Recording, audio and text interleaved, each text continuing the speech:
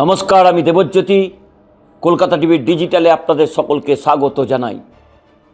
সামনেই রাজ্যসভার নির্বাচন, তা নিয়ে জোর তৎপরতা চলেছে ভারতীয় জনতা পার্টির অভ্যন্তরে। সংখ্যার বিচারে এবারে একটি রাজ্যসভার আসনে ভারতীয় জনতা পার্টি জয়লাভ করতে পারে।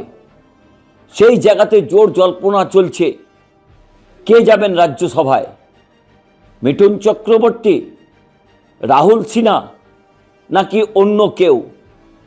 নিশীথ প্রামাণিকের নামও শোনা যাচ্ছে। এ নিয়েই কিন্তু ভারতীয় জনতা পার্টির নতুন এবং পুরনোদের মধ্যে দ্বন্দ্ব শুরু হয়েছে। নব্য প্রজন্ম চাইছেন বা নব্য বিজেপি চাইছেন মিঠুন চক্রবর্তীকে রাজ্যসভায় পাঠানো হোক।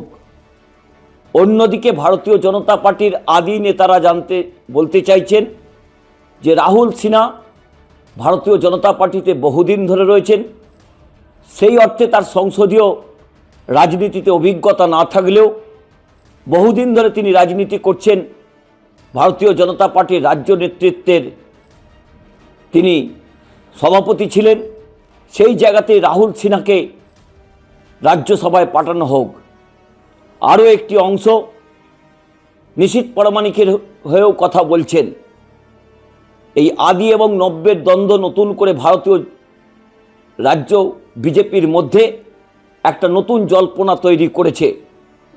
তাহলে কাকে পাঠানো হবে? আদি নেতাদের পক্ষে নাকি সওয়াল করছেন শ্রমিক ভট্টাচার্য।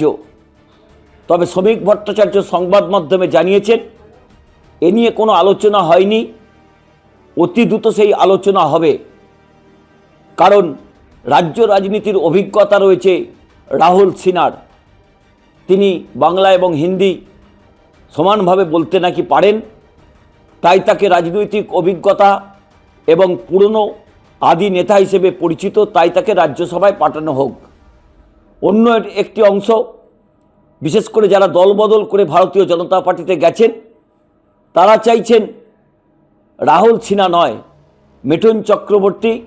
তিনি একজন অভিনেতা, বাংলার রাজনীতিতে তার অভিজ্ঞতা যথেষ্ট হয়েছে। তিনি রাজ্যসভায় তৃণমূল কংগ্রেসের হয়ে তিনি গেছিলেন, তাই তাকে রাজ্যসভায় পাঠিয়ে পুরস্কৃত করা হোক। কিন্তু নব প্রজন্মের নেতাদের বিরুদ্ধেই কিন্তু আদি প্রজন্মের নেতারা কথা বলতে শুরু করছেন। ইতিমধ্যেই শ্রমিক ভট্টাচার্য রাজ্য সভাপতি হবার পর ভারতীয় জনতা পার্টির পুরনো নেতাদের অনেককেই সক্রিয় করেছেন। কিন্তু এখনও গোঁসাঘরে বহু আদি নেতা চুপ করে বসে রয়েছেন। 26-এর বিধানসভা নির্বাচন, এখনও ভারতীয় জনতা পার্টির রাজ্য নেতৃত্ব তারা কমিটি গঠন করছেন।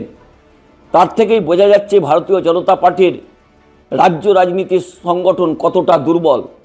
সেই জায়গাতে আদি এবং নব্যের যে লড়াই শুরু হয়েছে রাজ্যসভার একটি আসন নিয়ে, তা কিন্তু আগামী দিনে যথেষ্ট চর্চার বিষয় বঙ্গ রাজনীতিতে। অন্যদিকে রাজ্যসভার তৃণমূল কংগ্রেসের 4 জন প্রার্থী যাবেন। ইতিমধ্যেই অভিষেক বন্দ্যোপাধ্যায়, মমতা বন্দ্যোপাধ্যায় সেই নাম ঠিক করে ফেলেছেন। সেখানেও কিন্তু একটা বড় চমক রয়েছে, কারণ তৃণমূল কংগ্রেসের পক্ষ থেকে রাজ্যসভায় যাদের আনা হয়েছে সব জায়গাতেই কিন্তু অভিষেক বন্দ্যোপাধ্যায়, মমতা বন্দ্যোপাধ্যায় চমক দেখিয়েছেন। এখানেও কিন্তু চমক রয়েছে। তবে ঘুণাক্ষরে কেউ জানতে পারছেন না তৃণমূল কংগ্রেসের 4 প্রার্থী কে। কিন্তু ভারতীয় জনতা পার্টির অভ্যন্তরে কান পাতলে শোনা যাচ্ছে এই রাহুল সিনহা এবং মিঠুন চক্রবর্তীর মধ্যে দ্বৈরথ শুরু হয়েছে।